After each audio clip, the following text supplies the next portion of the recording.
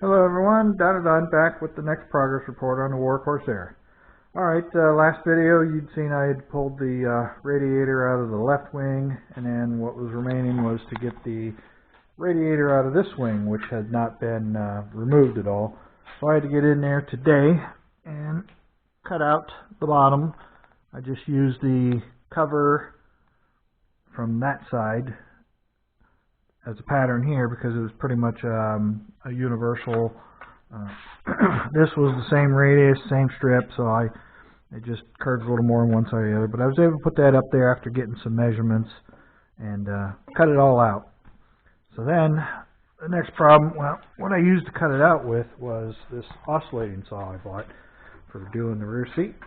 And it turns out you can cut a pretty good radius circle with this thing. That there was cut out with this, and all I did was just use the very edge corner of it, the corner of this thing, and just walked it around very carefully. Was able to make a pretty clean cut. I left a little there to find sand, but that's pretty much what I had to do.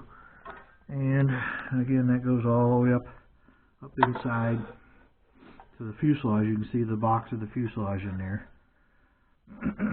So, and then that's the hole for the hot air to go into the cabin because it's behind the radiator. The radiator's tucked in here, so as the air passes through there, it'll go up in. And this was all kind of sealed off, which created its own little problem. What I ended up doing is, up inside, there was a piece of aluminum flashing. I threw it all on the floor somewhere, but oh, here it is. I had to rip this thing out, this piece of flashing, because the top fitting had not quite a 90, but it came out at an angle, and it was going up on top of this, and I couldn't pull it out with that in there. So I had to beat and pound and use a piece of tubing to go down in through the top here.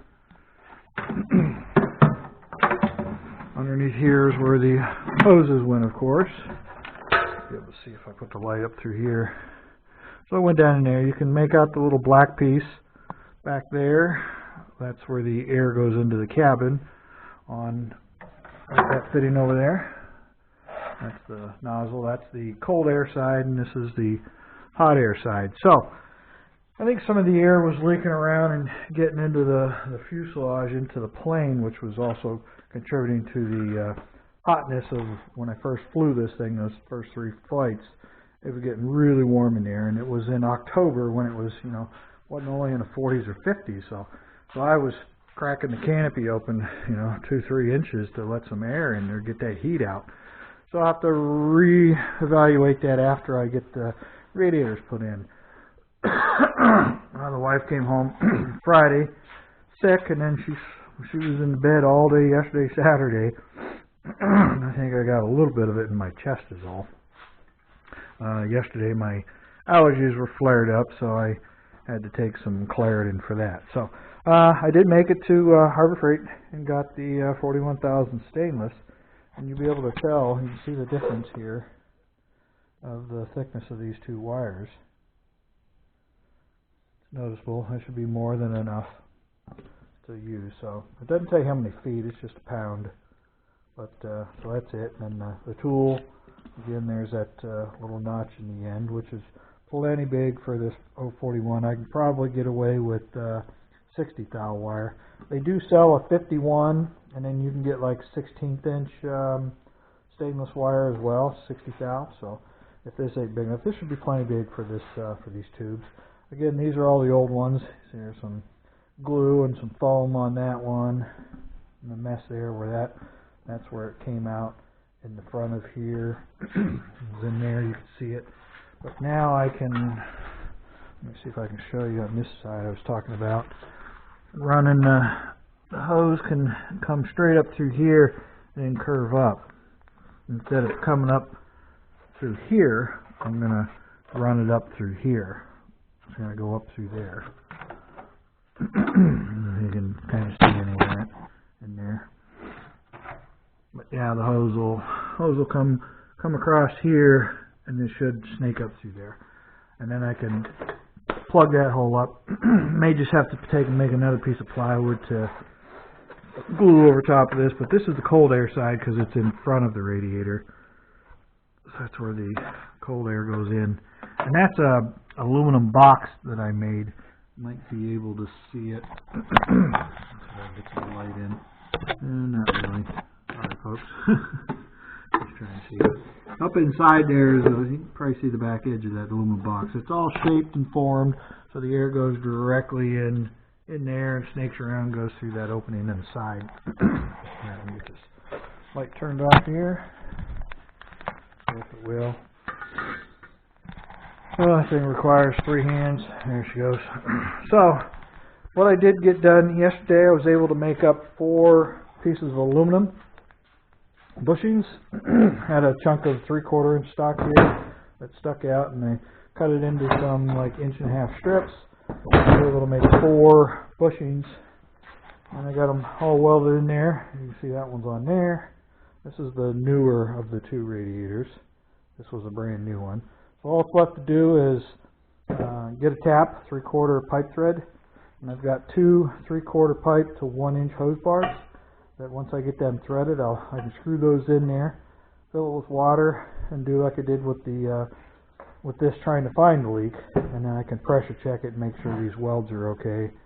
My tank is getting low, and when it gets low, it becomes a real pain in the butt to weld aluminum with, and got close to the edge here, because what it does is it tends to like char or burn the aluminum because the argon isn't shielding well, and then it makes these arc go from a pinpoint and it starts scattering the arc, and then you can tell, and it just gets to be a royal pain.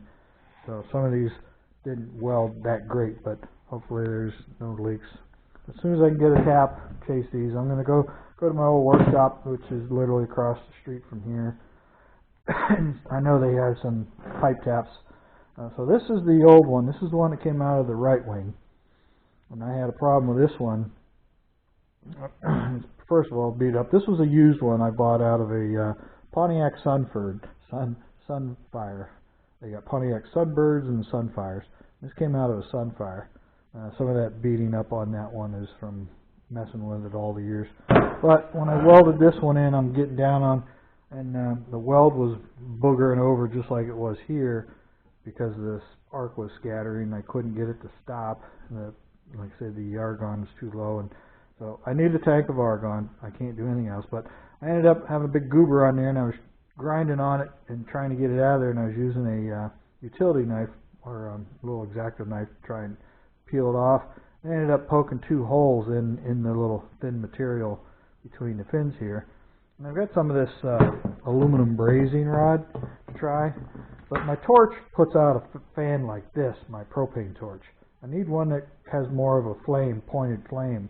But it was melting. I mean, I kind of got some of it in there, and it was melting good, but you just can't keep it. This thing was wicking away the heat so fast. And propane is only so hot, but it would work. But so I decided I'm just going to, this one's not going to work. I did that little patch weld there, and I put some water in, just put some tape on this, filled it full of water, and you can see there. And after it sat for a minute or so, it started seeping a little bit, so it didn't completely seal it. I mean, if I tried again, it might work, but this one's pretty beat up looking anyway, so I'm just going to buy another one. I went on eBay already and looked them up, and the cheapest ones you can get on there for like $50, and then they go all the way up into $150 or more, but they're all identical. This one here has got this step in it, which caused a problem with welding around here. This one, the original stock ones, they're flush. So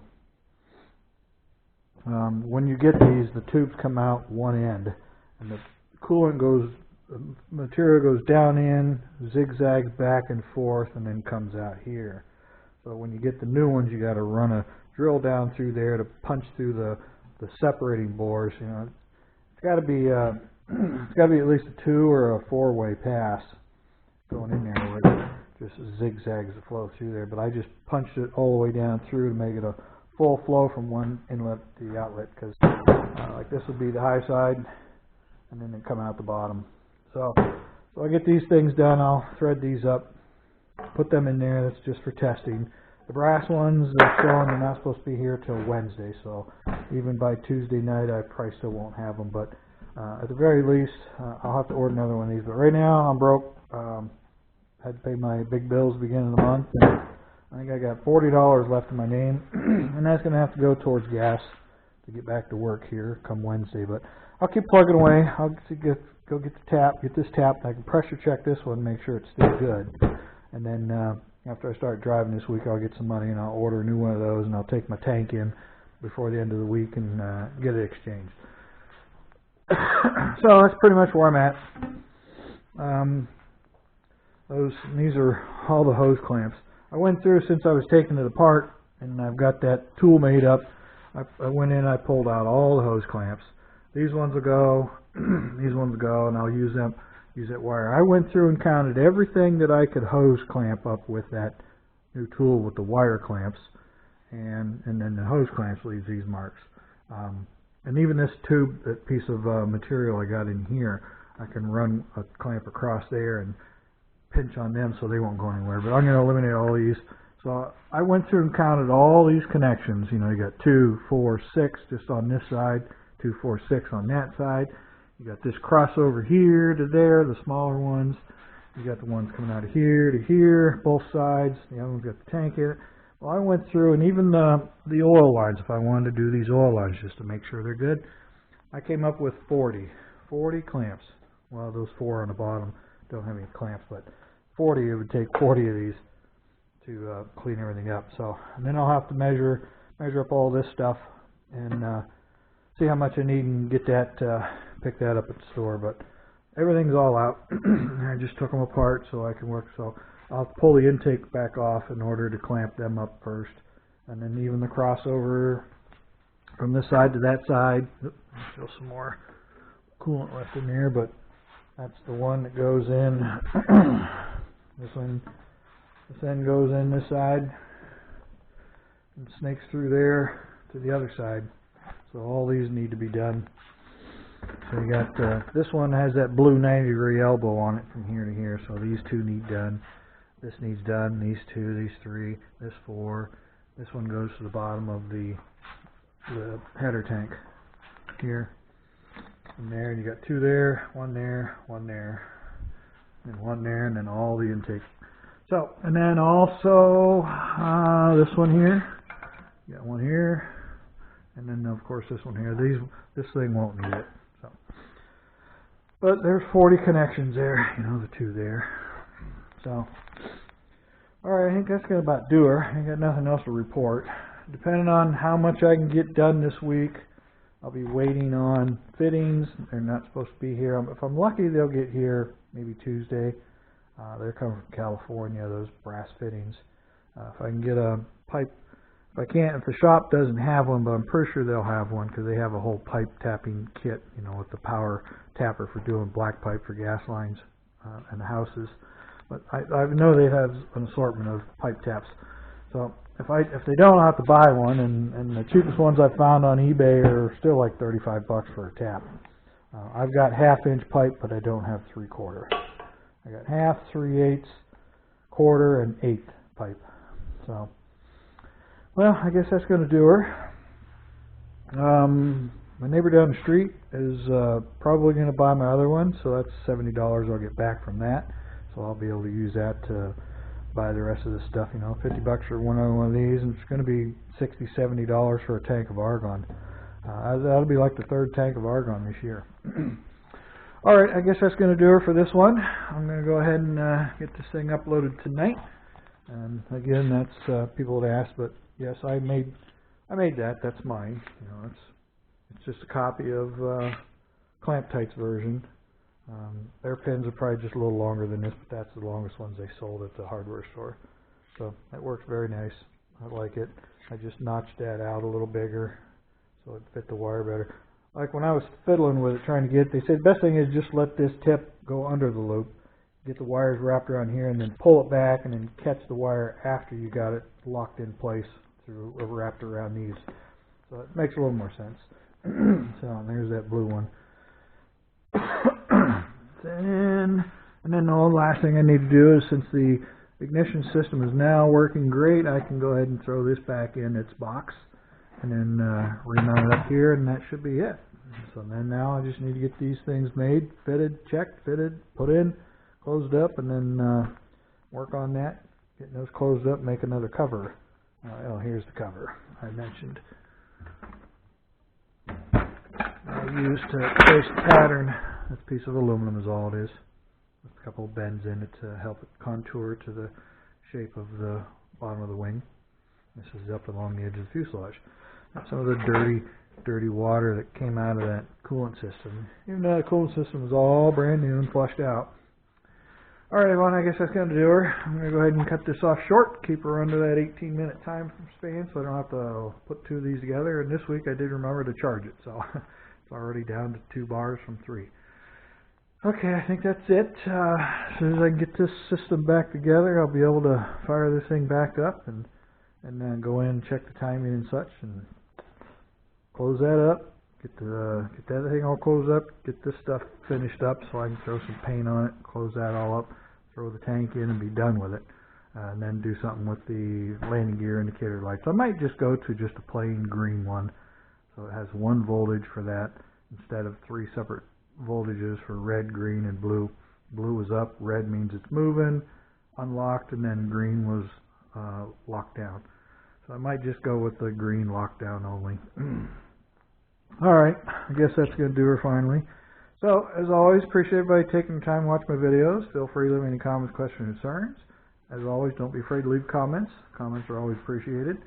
And as always, keep our eyes open for my friend Kevin. He's supposed to be going in tomorrow for cataract surgery on his worst eye.